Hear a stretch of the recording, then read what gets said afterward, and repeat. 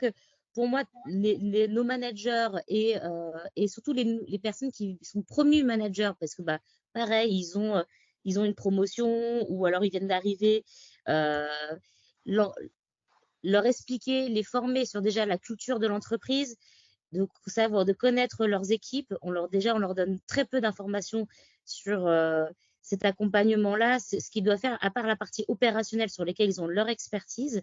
Il leur manque clairement. Euh, euh, bah, pour moi, c'est de l'attractivité, c'est la marque employeur, c'est la culture de l'entreprise, le sens de l'entreprise, elle est pas spécialement perçue.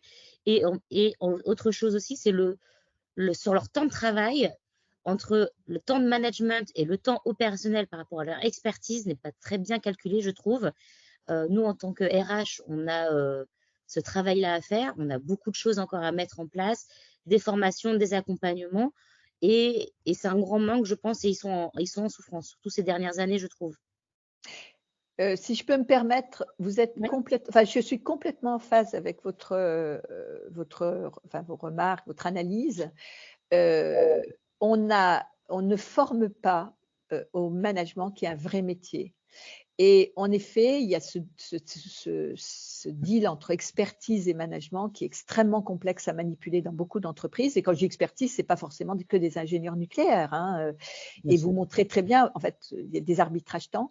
Je pense aussi, là, j'ai fait une interview, vous retrouvez sur LinkedIn, mon LinkedIn, une interview assez longue où je développe l'idée aussi que peut-être ces dernières années, on s'est trop attaché aux soft skills et qu'en définitive, il y a des hard skills du management.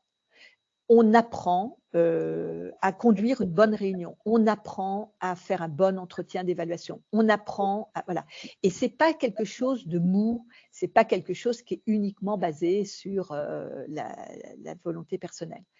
Voilà, et donc je suis entièrement d'accord avec vous sur le sujet. Les prédispositions existent, mais elles se travaillent.